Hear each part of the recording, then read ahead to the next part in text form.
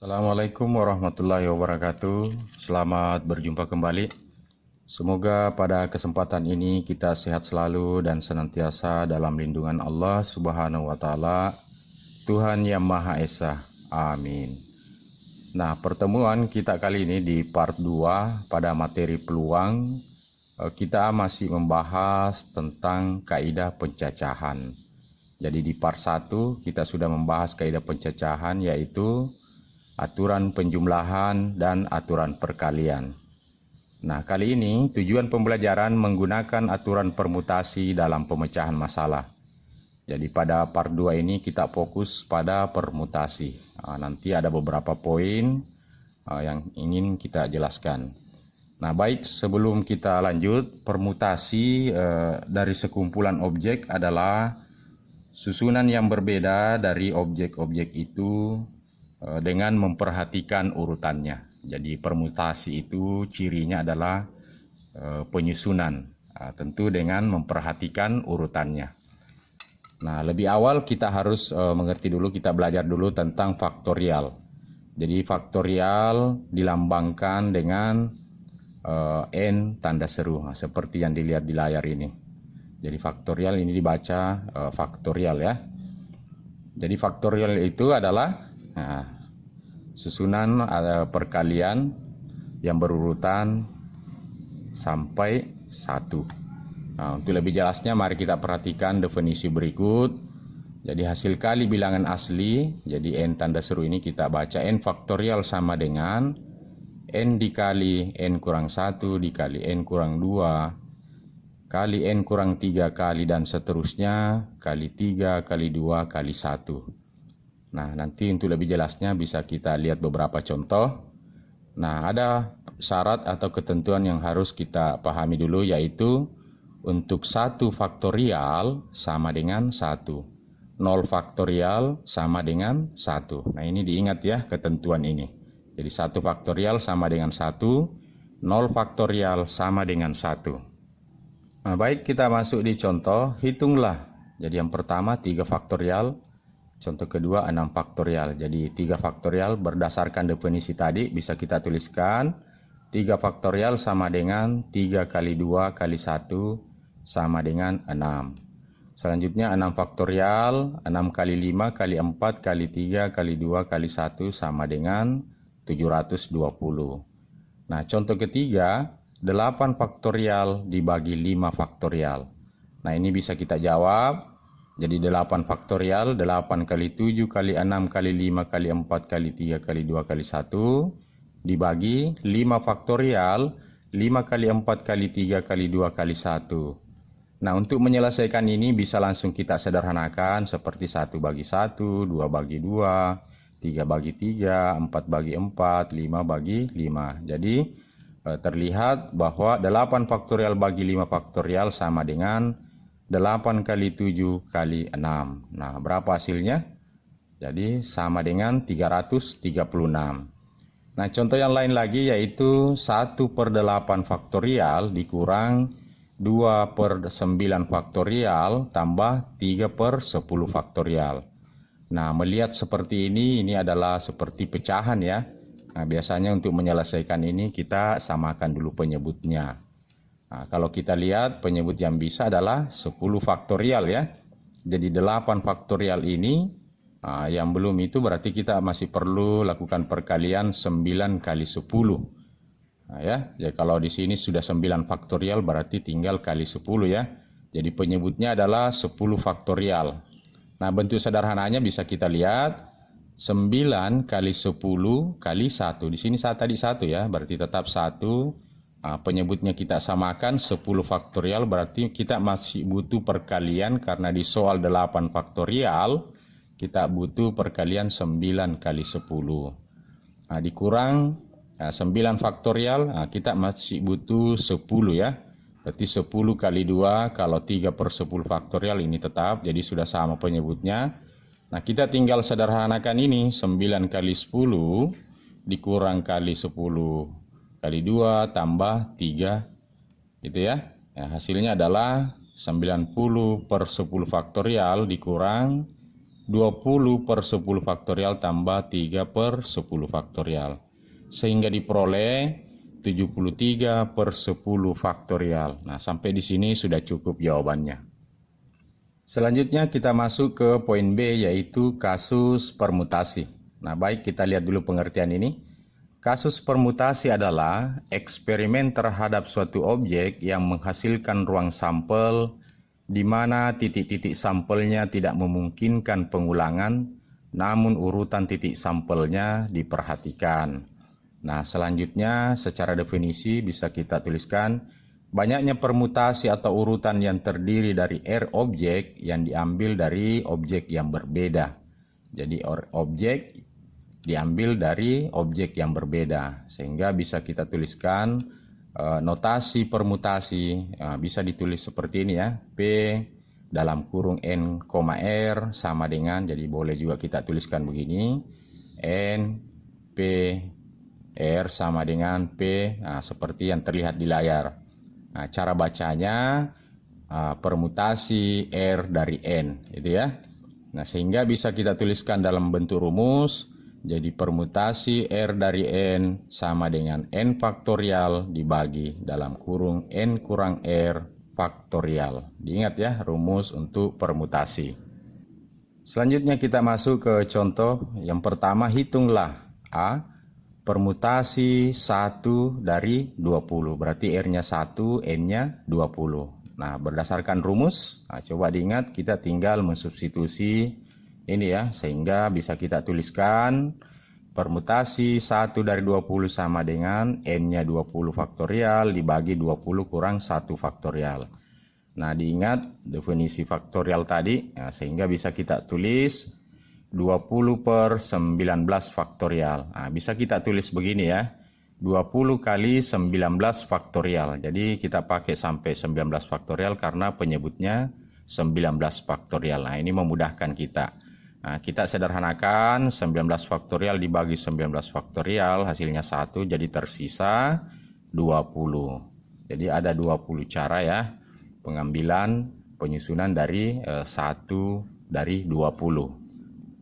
Selanjutnya kita masuk ke permutasi 4 dari 7. Nah, dengan cara yang sama seperti poin A, kita substitusi dari rumus yang diberikan. Bisa kita tulis permutasi 4 dari 7 sama dengan N faktorial, berarti 7 faktorial dibagi 7 kurang 4 faktorial. Nah, sehingga diperoleh 7 faktorial per 3 faktorial. Nah, bisa kita tuliskan 7 kali 6 kali 5 kali 4 kali 3 faktorial. Nah, kita sederhanakan 3 faktorial dibagi 3 faktorial, diperoleh 7 kali 6 kali 5 kali 4 sama dengan 840. Nah, selanjutnya di poin C, kita lihat dari 8 orang anggota suatu perkumpulan pemuda akan dibentuk pengurus yang terdiri dari ketua, sekretaris, dan bendahara. Berapa banyak susunan pengurus yang dapat dibentuk? Nah, coba diperhatikan contoh ini. Jadi dari 8 anggota, berarti N-nya 8, akan dibentuk pengurus terdiri dari pertama ketua, ada sekretaris, dan bendahara. Berarti ada 3 ya. Nah, sehingga bisa kita jawab nanti permutasinya seperti apa. Berarti N-nya sama dengan 8 dan R-nya sama dengan 3. Nah, bisa kita tuliskan permutasi 3 dari 8. Nah, rumus yang bisa kita peroleh dari rumus yang di atas ini bisa kita tulis 8 faktorial dibagi 8 kurang 3 faktorial, hasilnya adalah 8 faktorial per 5 faktorial. Nah, kita tinggal sederhanakan seperti contoh sebelumnya, sehingga diperoleh 8 kali 7 kali 6 sama dengan 336. Jadi banyak susunan pengurus yang bisa kita bentuk, yaitu 336 cara. Nah, selanjutnya kita masuk poin C, yaitu permutasi dengan beberapa unsur yang sama. Nah, coba diperhatikan keterangan yang diberikan ini. Banyaknya permutasi N unsur yang memuat, jadi jenis pertama ada N1 objek, jenis kedua ada N2 objek. Nah, jika dilanjutkan, jenis ketiga ada N3 objek, dan seterusnya sampai jenis ke K ada NK objek. Nah, sedemikian hingga bisa kita tuliskan N1 tambah N2 tambah N3 tambah dan seterusnya tambah NK sama dengan N. Sehingga bisa dituliskan dalam bentuk rumus untuk permutasi dengan beberapa unsur yang sama. Permutasi N1 kali N2 kali N3 dan seterusnya sampai NK faktorial dari N sama dengan N faktorial dibagi N1 faktorial kali N2 faktorial kali N3 faktorial dan seterusnya kali NK faktorial. Nah, inilah rumus yang terkait dengan permutasi dengan beberapa unsur yang sama. Mari kita perhatikan contoh yang tampak di layar. Berapa banyak susunan huruf yang dapat disusun dari huruf-huruf pada kata matematika. Nah, ini adalah permutasi beberapa unsur yang sama. Nah, sehingga bisa kita peroleh dulu yang kita ketahui itu kata matematika ada 10 huruf, berarti N-nya 10 ya. Kemudian M ada 2 huruf, huruf A ada 3, huruf T ada 2, huruf E ada 1, huruf K ada 1, huruf I 1. Nah, kalau ini dijumlah 2 tambah 3 tambah 2 tambah 1 tambah 1 tambah 1 sama dengan 10 huruf ya. Nah, dari kata matematika. Nah, berdasarkan rumus yang diberikan tadi bisa kita tuliskan banyaknya susunan huruf yang ada dari permutasi rumusnya ini tadi.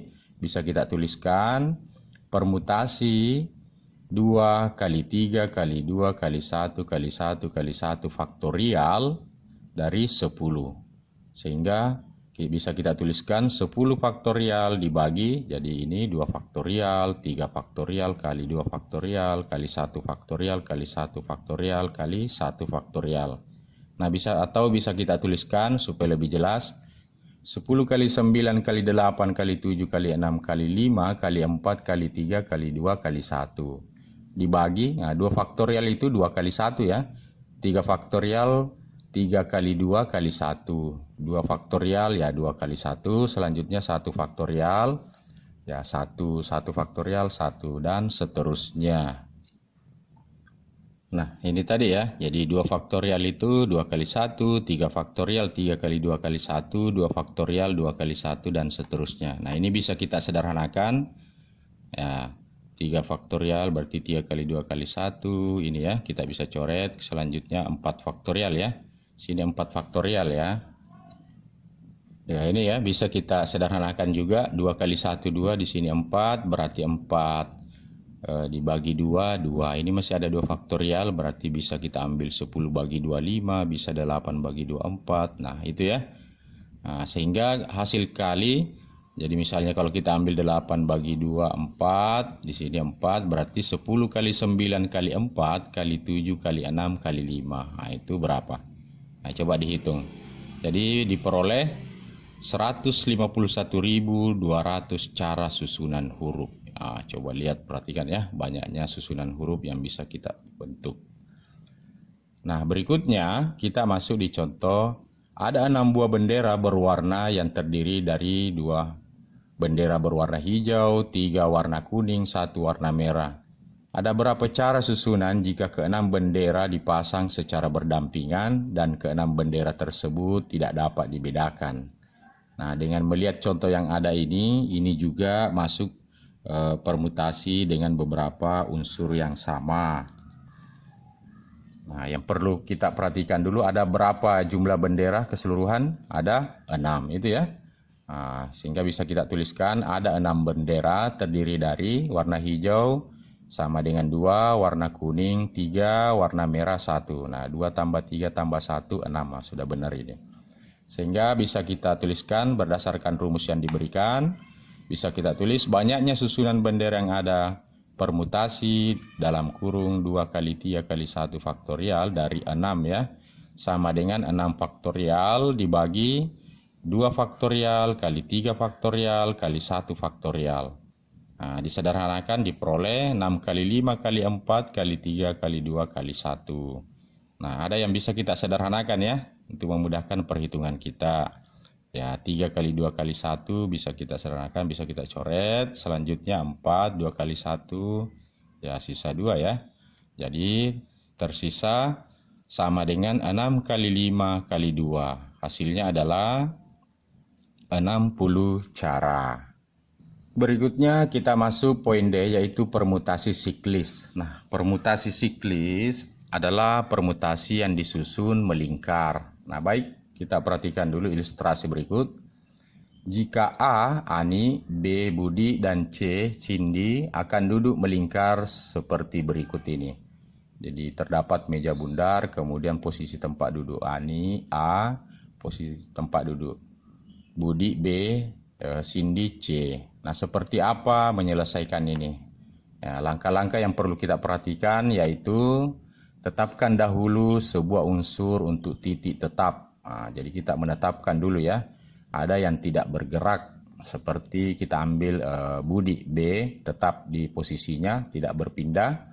Kemudian permutasikan unsur-unsur yang lain ya. Kemudian bisa kita susun yang lain dengan cara yang berbeda. Misalnya di sini, karena ada 3 orang, Ani, Budi, dan Cindy, berarti tinggal A dan C yang kita permutasikan. Nah, silakan diperhatikan, jadi posisi B ini Budi tetap ya. Nah, jika dia posisi pertama, nah bisa seperti ini, terlihat di layar. Nah, tentu selanjutnya posisi kedua bisa bertukar tempat dari Ani tadi dengan Cindy bertukar tempat, sehingga diperoleh posisi duduk seperti ini. Masih adakah cara yang lain? Ternyata kita perhatikan sudah tidak ada ya. Jadi jika terdiri dari 3 orang, permutasi siklisnya ada 2 susunan. Jadi ada 2 susunan ya, posisi mereka jika duduk melingkar untuk 3 orang. Nah, selanjutnya, misal tersedia n unsur yang berbeda, maka banyaknya permutasi siklis dari unsur itu adalah, bisa kita tuliskan dalam bentuk rumus, P siklis sama dengan N kurang 1 faktorial. Jadi kalau tadi 3 orang, 3 kurang 1, 2. 2 faktorial itu 2 kali 1, 2. Ya, sudah ada 2 contohnya. 2 susunan tadi ya. Nah, baik, kita lanjut. Contoh, ada 4 huruf A, B, C, dan D akan disusun melingkar. Tentukan banyaknya susunan yang terjadi. Nah, kita bisa lakukan simulasi seperti yang tadi. Nah, untuk lebih jelasnya bisa kita langsung juga menggunakan rumus. Sehingga bisa kita peroleh P siklisnya tadi itu. Nah, ini rumusnya ya. Bisa kita tulis karena ada 4 huruf, berarti 4 kurang 1 faktorial sama dengan 3 faktorial. Ya, 3 faktorial, 3 kali 2 kali 1 sama dengan 6 cara. Jadi banyak susunan yang terjadi untuk 4 huruf itu ada 6 cara. Ya, saya kira dimengerti ini ya. Nah, selanjutnya ada istilah permutasi berulang. Mari kita perhatikan yang berikut ini. Jika ada 2 huruf A dan B akan disusun menjadi AB dan BA. Ini terdapat 2 susunan. Dalam hal ini unsur-unsur yang tersedia tidak boleh berulang. Nah, jika kita temukan 2 huruf A dan B, hasilnya AB dan BA, tentu ada 2 susunan saja ya, karena AB dan BA. Jika seperti ini, maka dia tidak disebut permutasi berulang. Karena tersedia tidak boleh berulang unsur-unsur yang ada. Nah, berikutnya, jika huruf A dan B susunannya boleh berulang seperti berikut ini. Jadi A dan B bisa kita tuliskan AA, AB, BB, BA. Ini terdapat 4 susunan, maka ini disebut permutasi berulang. Nah, secara definisi jika ada N unsur yang berbeda, maka banyak permutasi berulang R unsur yang diambil dari N unsur yang tersedia, di mana R kurang dari atau sama dengan N dapat ditentukan dengan aturan P berulang sama dengan N kuadrat R. Ingat ya, untuk rumus permutasi berulang sama dengan N kuadrat N pangkat R. Nah, untuk lebih jelasnya kita perhatikan contoh berikut. Pada angka 1, 2, 3, 4 atau disusun bilangan yang terdiri 2 angka. Nah, dalam kurung angka boleh berulang. Jadi ada keterangan yang diberikan bahwa angka tersebut boleh berulang.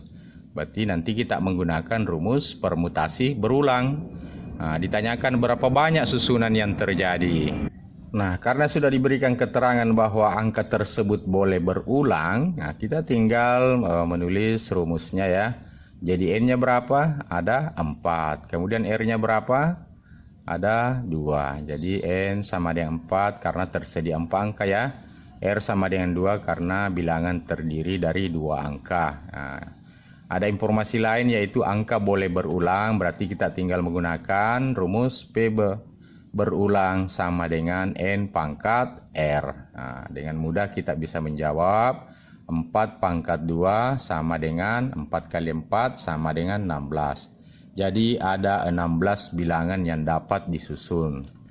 Nah, demikian pembelajaran kita kali ini terkait permutasi dengan beberapa poin dan contoh-contohnya. Semoga bisa dimengerti, semoga bermanfaat. Terima kasih. Sekian, Assalamualaikum warahmatullahi wabarakatuh.